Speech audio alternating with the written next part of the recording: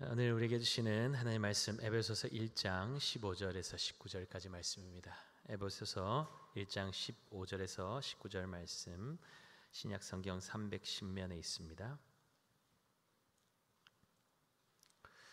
에베소서 1장 15절부터 19절까지 말씀 우리 함께 말씀 봉독하겠습니다.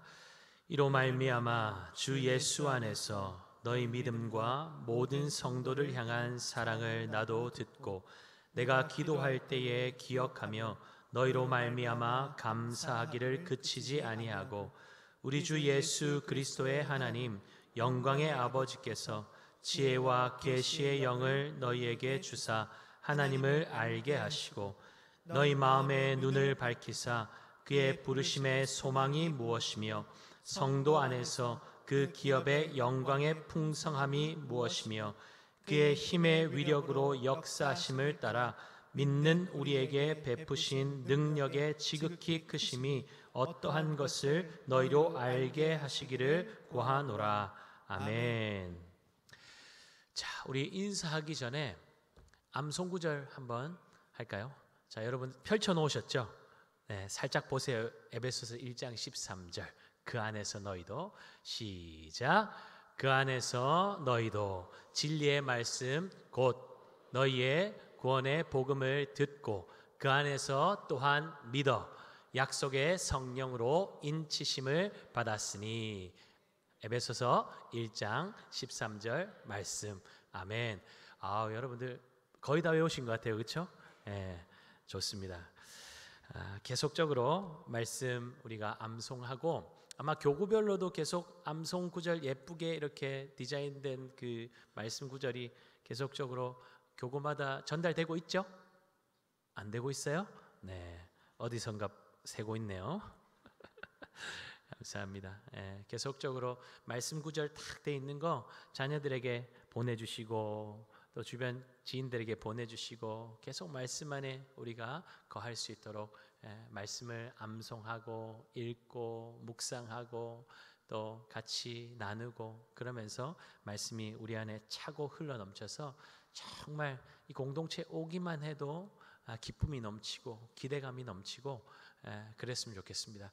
제가 이번 주에 그 기도했어요. 하나님, 이 예배당 문만 열고 들어와도 알 수 없는 눈물이 팡 터지게 해주세요. 은혜가 넘치게 해주세요. 하나님을 기대하게 해주세요. 그렇게 기도했습니다. 그런 은혜가 이 안에 충만하게 넘쳤으면 좋겠습니다. 그러기 위해서는 여러분 우리가 기도해야 돼요. 같이 기도해야 돼요. 목사만 기도하는 것이 아니고 모든 성도들이 함께 이 예배 안에 그 예배 하나님의 영광을 보게 하여 주시옵소서. 그렇게 기도하면 정말 기도하는 대로 하나님의 역사하심이 경험될 것입니다. 그러면 여러분 예배 오지 마세요 해도 그냥 죽자 사자 오는 거예요. 주일만 오는 게 아니고 예배 시간 기대하며 나오게 되어 있습니다. 그러니까 그 맛보는 게 아주 중요합니다. 그래서 모든 성도들이 그 은혜의 맛을 보는 기쁨과 감사와 감격이 넘치는 그런 우리 구미강동교회 예배가 되기를 예수님의 이름으로 축복합니다. 오늘 말씀의 제목은 마음의 눈을 열어 주시옵소서라는 제목으로 함께 말씀의 은혜 나누려고 합니다. 바울은 자신이 개척한 에베소 교회에 대해서 듣고 그들을 위해서 기도와 감사를 쉬지 않았다고 말하고 있습니다. 15절 16절이죠. 이로 말미암아 주 예수 안에서 너희 믿음과 모든 성도를 향한 사랑을 나도 듣고 내가 기도할 때에 기억하며 너희로 말미암아 감사하기를 그치지 아니하고. 아멘. 바울이 하나님 앞에서 무엇을 감사하고 있습니까?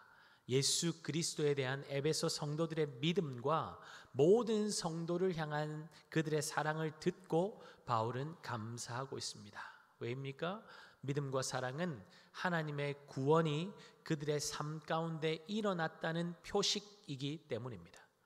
믿음은 예수 그리스도로 말미암아 우리가 하나님의 자녀가 되었다는 하나님과 우리의 관계성을 묶어주는 띠입니다.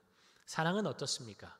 생명까지 아낌없이 내어주신 하나님의 사랑을 받은 성도들이 서로를 어떻게 대해야 할지 성도의 관계성을 분명히 알려주는 것이 바로 사랑이죠. 이처럼 믿음과 사랑은 반드시 함께 합니다. 나를 향한 하나님의 생명 주신 사랑을 믿음으로 하나님의 자녀되는 권세를 받았다면 그 사랑을 값없이 감사함으로 나누는 자리로 나아가야 한다는 것입니다. 그래서 갈라디아서 5장 6절은 이렇게 말씀하고 있죠. 그리스도 예수 안에서는 할례나 무할례나 효력이 없으되 사랑으로서 역사하는 믿음뿐이니라. 아멘. 그리스도 예수 안에서 하나님을 향한 믿음은 사랑으로 역사한다는 말씀입니다. 하나님을 향한 우리의 믿음이 삶으로 사랑으로 드러나야 한다는 것이죠. 사랑하는 여러분, 우리의 믿음이 사랑으로 드러나고 있습니까? 공동체 안에서 연약한 지체를 용납해주고 그들의 허물을 덮어주고 품어주는 사랑으로 믿음의 본을 보이고 계십니까? 교회 밖에서 예수 믿는 사람들은 사랑이 참 많은 것 같아, 이런 소리를 들을 수 있다면 얼마나 좋을까요? 제가 잘 아는 분은 사랑과 긍휼의 마음이 참 많습니다. 길거리에 채소 파는 분들을 보거나 폐지 줍는 할머니들을 보면 그냥 넘어가지를 않아요.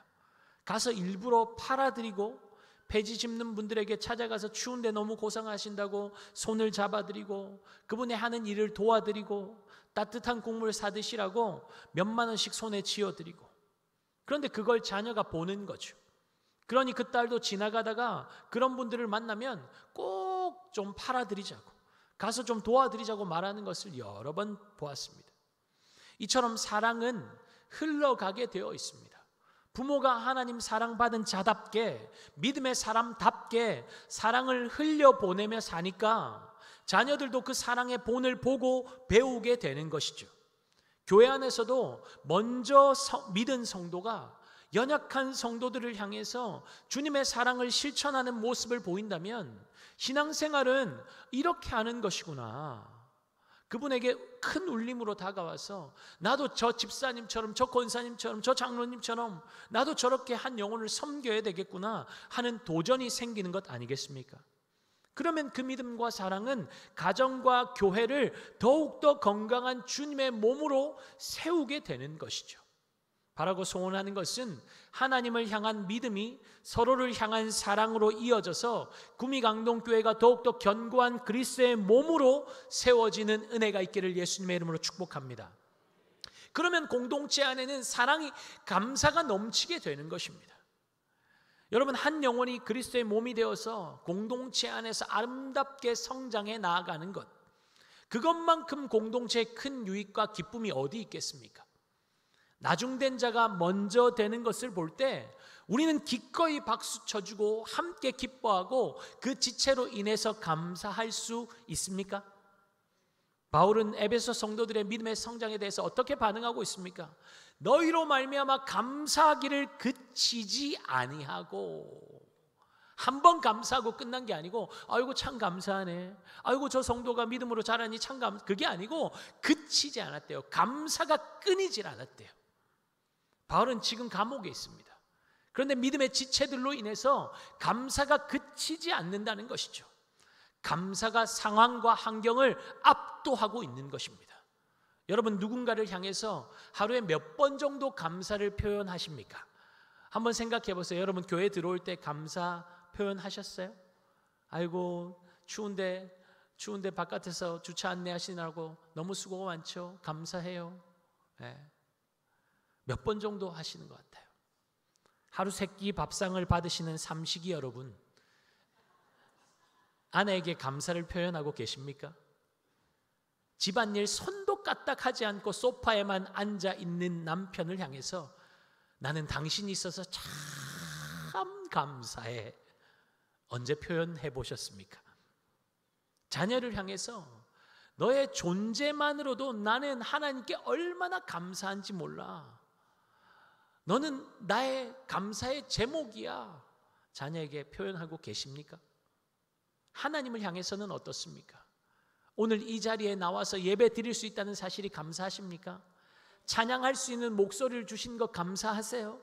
믿음의 지체들과 함께 예배 드릴 수 있다는 것, 자유롭게 하나님께 예배 드릴 수 있다는 것, 그 은혜 때문에 하나님께 감사하고 계십니까?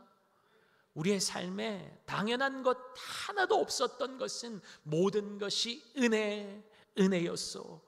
그런 찬양처럼 그 사실을 깨달으면 감사하지 않을 수가 없는 것이죠. 모든 것을 당연하게 여기면 그 당연한 것을 잃어버렸을 때에는 감사하기에 이미 늦었습니다. 그때 감사할 걸, 후회와 한숨만 남게 되는 것이죠.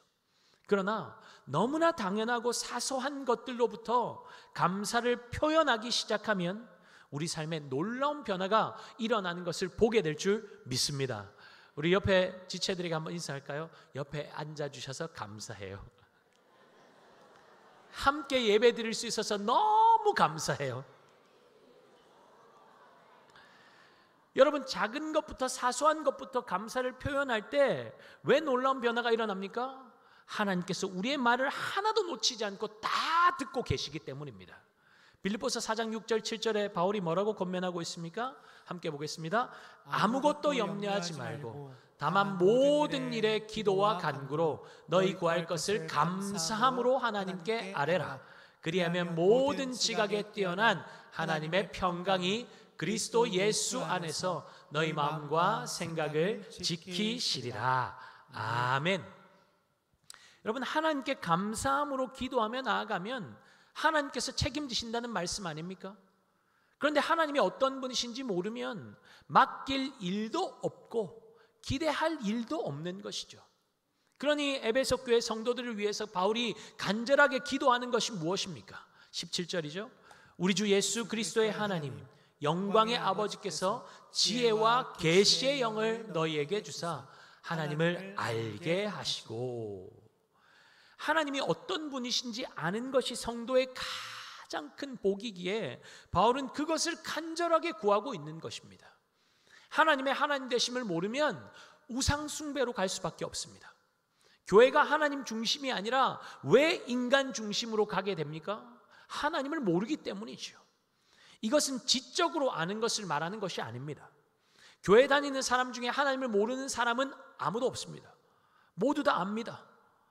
야고보서 2장 19절에 귀신들도 하나님을 믿고 알고 믿고 떤다고 말씀하고 있죠. 무슨 말입니까? 그건 그저 피상적으로 아는 것만으로는 안 된다는 것입니다. 지식의 파편으로는 하나님을 제대로 알 수가 없습니다. 이것은 정보를 많이 가졌느냐의 문제가 아니라 얼마나 경험했느냐의 문제입니다. 인격적인 관계가 너무나 중요하다는 것이죠. 여러분 삶 속에서 하나님을 경험하고 계십니까? 이번 주에 하나님을 경험하셨어요? 하나님과 만나는 이 예배 가운데 위로하시고 격려하시고 힘주시고 믿음을 더하시고 기대하게 하시고 꿈꾸게 하시고 친히 나에게 말씀하시고 가르치시고 인도하시는 하나님을 만나고 경험하고 계십니까? 네. 이쪽에만 경험하고 있는 것 같아요. 이것은 지난주에 성령께서 구원의 보증이 돼서 장차 완성하실 완전한 구원을 예배 가운데 맛보게 하신다는 말씀과 긴밀하게 연관이 되어 있습니다. 하나님을 경험하면 경험할수록 더 사모하고 더 갈망하게 되는 것이죠. 그러면 종교적인 활동은 자연스럽게 멈추어지고 하나님을 알기 위해서 하나님 앞에 더 머무르고 하나님과의 교제의 시간을 확보하는데 더 많은 관심과 에너지를 쏟아붓게 되어 있습니다. 하나님과 깊은 교제를 충만하게 누리게 되면 하나님을 섬기고픈 열정과 헌신은 자연스럽게 흘러나오게 되는 것이죠. 그러나 하나님을 아는 지식보다 일과 사역이 우선되어지면 그 열정은 반드시 식어지게 되어 있습니다. 그러므로 성도의 삶의 최우선 순위는 하나님을 아는 것이 되어야 합니다. 바울이 하나님께 지혜와 계시의 영을 구하는 이유가 이것 때문 아닙니까? 하나님을 알게 하옵소서. 그것이 가장 중요하기 때문이죠. 지혜는 깨달아 아는 것이고 계시는 드러내어서 보이는 것이죠. 그러니까 이 두 단어는 지혜와 계시는 둘 다 알게 하는 것에 대한 것입니다. 하나님의 영이신 성령이 아니고는 그 누구도 하나님이 어떤 분이신지 알 수도 없고 경험할 수도 없기 때문에 하나님을 알기 위해서 성령의 도우심이 절대적으로 필요하다는 것입니다. 사역의 양이 아닌 것이죠. 프로그램으로 되는 것이 아니죠. 이것은 은혜로운 교회, 부흥성장하는 교회 탐방 다닌다고 알 수 있는 것이 아닙니다. 기도의 자리에 앉아야 하는 것입니다. 주님 앞에 앉아 머물러 있으면 들리는 소리가 있어요. 말씀이 떠올라요. 말씀이 깨달아집니다. 그러면 냉랭하게 식어져 있던 마음에 따스한 주님의 사랑이 부어지고 심령이 불같이 뜨겁게 타오르는 경험도 하게 될 것입니다. 어디에서요? 기도의 자리에서요. 왜 분주합니까? 왜 교회가 때마다 새로운 프로그램을 도입해서 돌리고 방법론에 치중합니까? 본질을 놓치면 그렇게 갈 수밖에 없습니다. 기도하며 기다리는 가운데 성령께서 역사의 자리를 내어드리지 않고 분주하게 활동만 하고 있으니, 사역만 하고 있으니 성령이 역사하실 자리에 사람이 서서, 사람이 힘주고, 사람이 예전의 경험으로 그 빈자리를 채워나가는 것 아니겠습니까? 그러면 방법론이 난무할 수밖에 없는 것이죠. 이렇게 해야 한다더라, 이렇게 해야 한다더라, 다른 교회는 이렇게 하는데 왜 우리 교회는 이렇게 안 하나? 그게 문제가 아니라니까요. 그러나 기도의 자리를 사수하면 하나님을 깊이 알아갈수록 어떤 일이 일어납니까? 인간의 힘은 점점 빠지는 거죠. 그렇게 주님이 일하실 자리가 점점점 확보되고 늘어나는 것이죠. 그렇게 우리가 있어야 할 본래의 자리로 내려오니까 어떻습니까? 주님께서 일하실 자리는 점점 늘어나게 되고, 그러니까 하나님의 역사가 교회 곳곳에서 계속적으로 일어나게 되는 것입니다. 사랑하는 여러분, 하나님께서 우리에게 부으시는 복이 얼마나 풍성한지 알려면 어떻게 해야 할까요? 하나님을 더욱더 깊이 경험해야 합니다. 어디서요? 예배의 자리에서, 기도의 자리에서, 은혜의 자리에서. 예배의 자리를 더욱더 사모하는 저와 여러분 되시기를 바랍니다.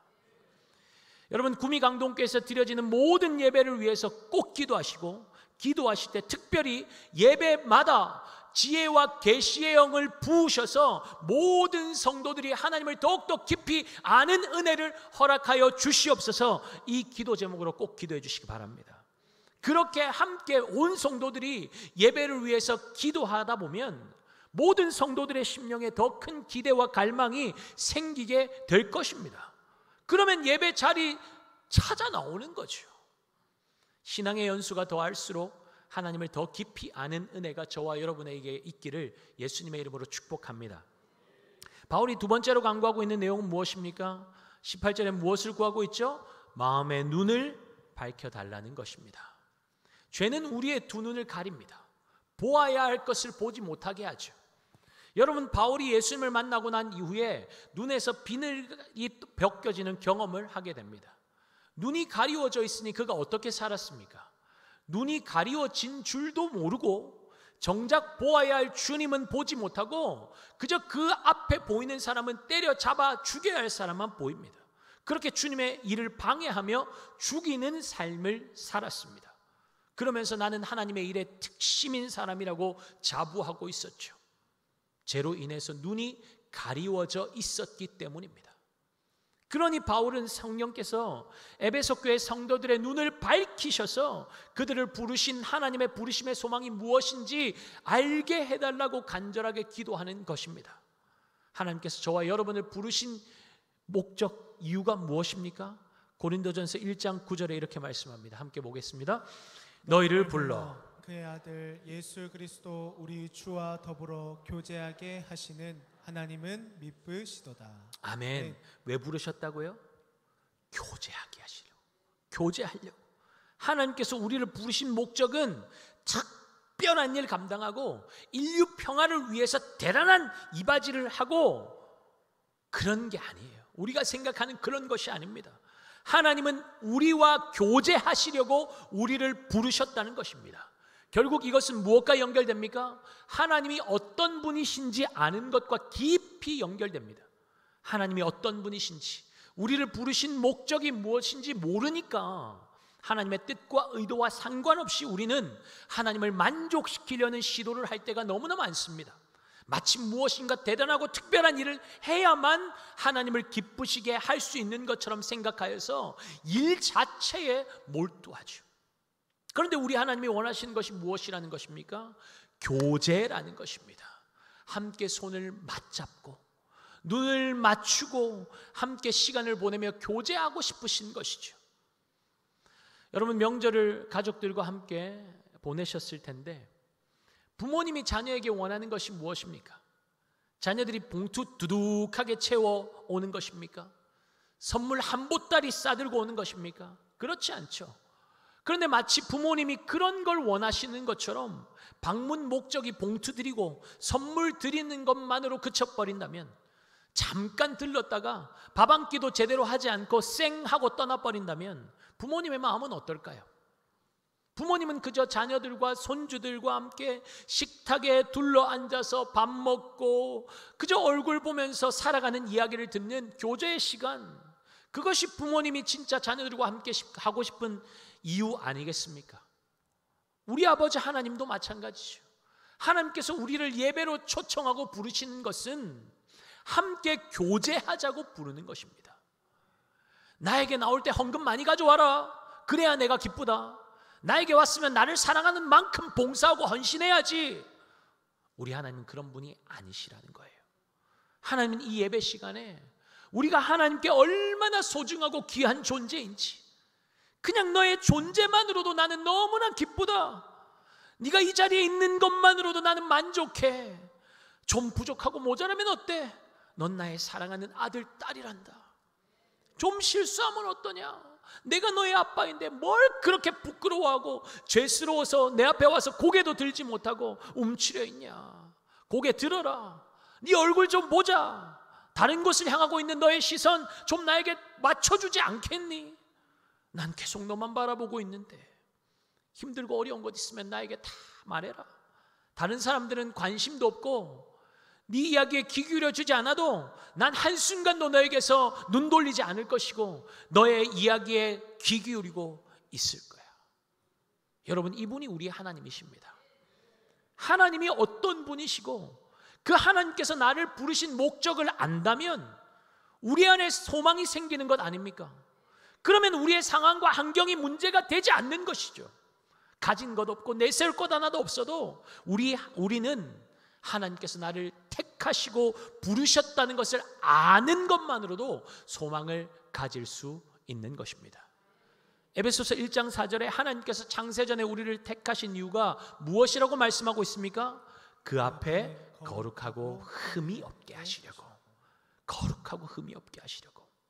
하나님께서 결국 우리를 하나님 앞에 거룩하고 흠이 없는 모습으로 세워서 하나님의 영광의 찬송이 되게 하시겠다는 것입니다.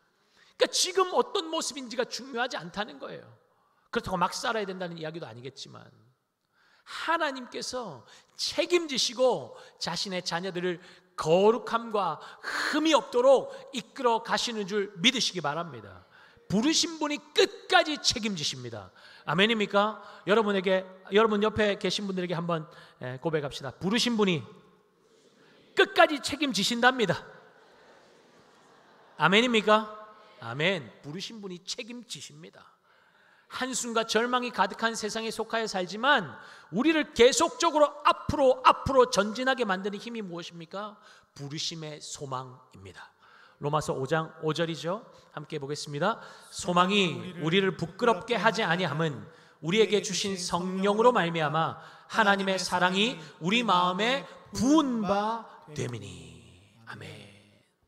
하나님께서 나를 얼마나 사랑하시는지 깨달아 알게 되면 우리의 시선은 절대로 땅에 머물러 있지 않습니다. 끊임없이 주님을 향하여 우리의 시선을 향하게 되는 것이죠.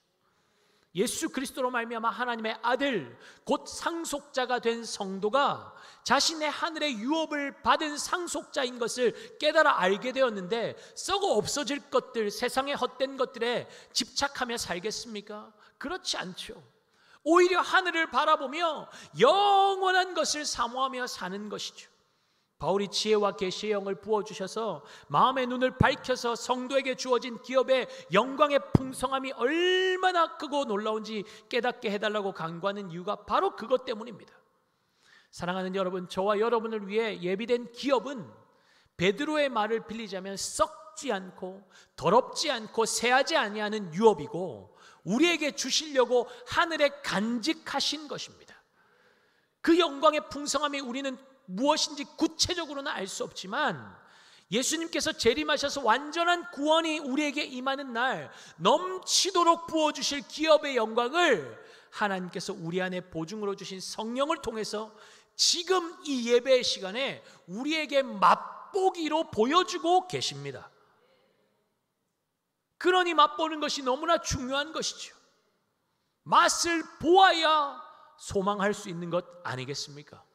이제 점심시간이 되어 가니까 우리 구미강동교회 또 맛집 아닙니까? 미역국 막 냄새가 막 솔솔솔. 언제 마치지? 맛을 보니까 기대할 수 있는 거예요. 하늘의 영광을 맛보면 더 부어주시옵소서. 더 사모하고 더 소망하고 더 기대하고 되는 것이죠.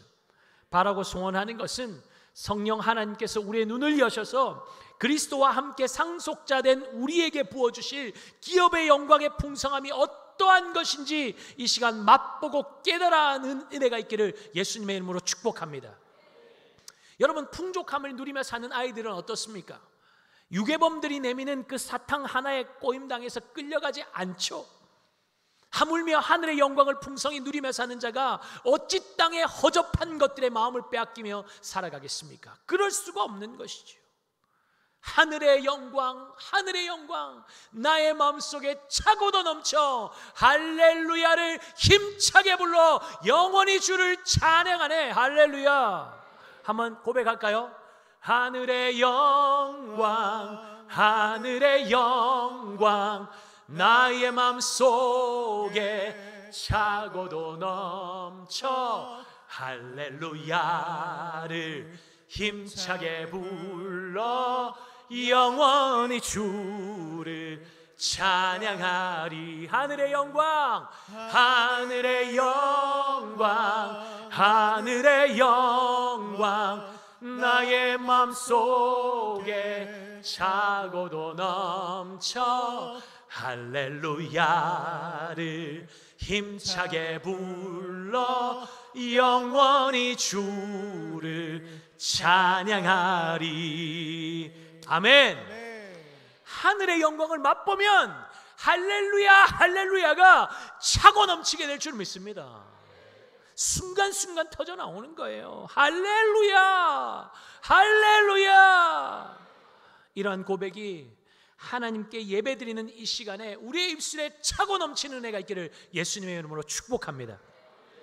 마지막으로 바울이 우리의 눈을 여셔서 보기 원하는 것은 무엇입니까? 19절 말씀 우리 함께 읽겠습니다. 그의 힘의 위력으로 역사심을 따라 믿는 우리에게 베푸신 능력의 지극히 크심이 어떠한 것을 너희로 알게 하시기를 구하노라. 아멘. 하나님의 부르심이 그리스도인으로서 우리의 삶의 시작을 말한다면 하나님의 기업은 성도가 최종적으로 받을 기업을 가리킵니다. 그렇다면 하나님의 능력은 무엇을 의미하는 것일까요? 부르시고 끝마치시는 그 사이 기간을 살고 있는 우리에게 주어진 것이 바로 하나님의 능력이라는 것입니다. 하나님의 능력만이 부르심에 합당한 삶을 살 수 있게 하고 하나님의 능력만이 우리에게 주실 최종적 기업의 풍성함에 이르도록 우리를 안전하게 이끄실 수 있기 때문입니다. 그렇다면 성도들이 반드시 알아야 하는 지극히 크신 하나님의 능력은 무엇일까요? 20절 말씀 함께 읽겠습니다. 그의 능력이 그리스도 안에서 역사하사 죽은 자들 가운데서 다시 살리시고 하늘에서 자기의 오른편에 앉히사. 아멘. 세상은 감히 알 수도 없고 흉내낼 수도 없는 하나님의 능력이 무엇입니까? 예수 그리스도를 죽은 자 가운데서 다시 살린 부활의 능력입니다. 그 부활의 능력이 우리 안에 역사하시고 계시고 죄와 죽음에서 우리를 건져내신 것입니다.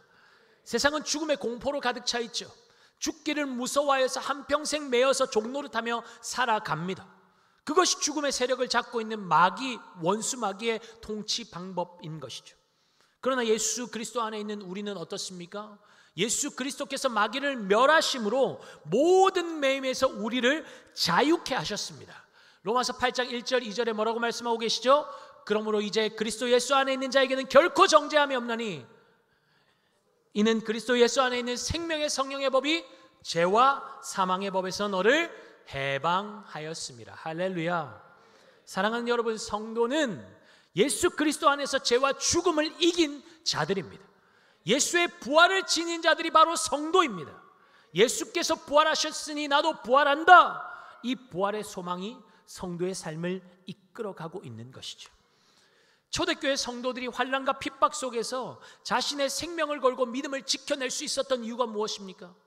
부활의 소망이 그들 안에 가득 채워져 있었기에 세상과 타협하며 비굴하게 무릎 꿇지 않고 예수 그리스도를 위해서 자신의 삶을 아낌없이 내어놓을 수 있었던 것 아니겠습니까? 바울의 고백을 우리 한번 함께 볼까요? 고린도후서 4장 8절에서 10절 함께 보겠습니다. 우리가 사방으로 우겨쌈을 당하여도 쌓이지 아니하며 답답한 일을 당하여도 낙심하지 아니하며 박해를 받아도 버림받지 아니하며 거꾸러뜨림을 당하여도 망하지 아니하고 우리가 항상 예수의 죽음을 몸에 짊어짐은 예수의 생명이 또한 우리 몸에 나타나게 하려 함이라. 아멘. 바울은 예수의 생명이 나타나게 하려고 오히려 예수의 죽음을 짊어진다고 말하고 있습니다. 예수 그리스도의 생명에 동참하려면 먼저 그의 고난과 죽음에 동참해야 한다는 것을 역설적으로 말하는 것이죠. 십자가 없는 면류관은 없다는 것입니다. 십자가를 통과한 그리스도인은 예수 안에 있는 영원한 생명을 받았을 뿐만 아니라 예수 안에 있는 부활의 소망으로 충만하게 되는 것입니다. 초대교회뿐만 아니라 모든 성도들이 세상에 묶이지 않고 세상을 향해서 담대하게 전진하게 만드는 에너지가 무엇이라는 것입니까? 바로 부활의 능력이라는 것입니다. 사랑하는 여러분, 예수 그리스도의 십자가를 만나셨습니까? 예수 그리스도의 십자가를 통과하셨습니까?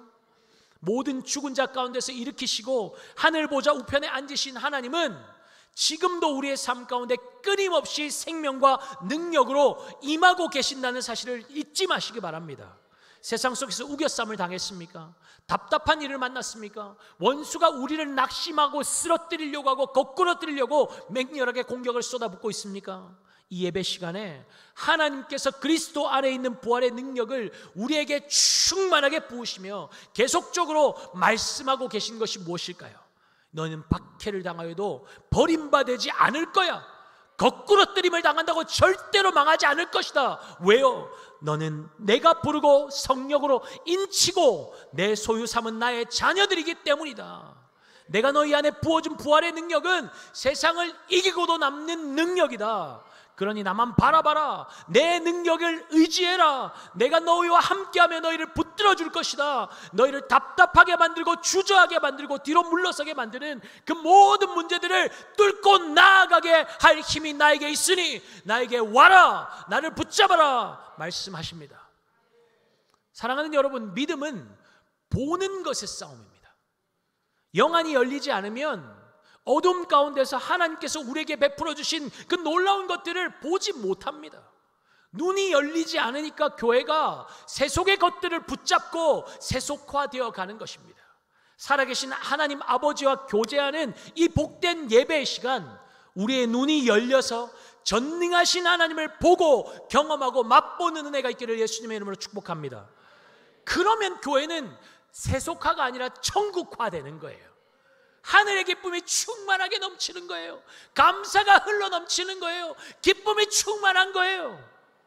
사랑하는 여러분, 눈을 들어 주님을 바라봅시다. 주님 이곳에 우리와 함께하고 계십니다. 주님을 충만하게 누리고 그 누린 주님을 세상 가운데로 흘려보내는 귀하고 복된 통로 다 되시기를 예수님의 이름으로 축복합니다. 우리 다 함께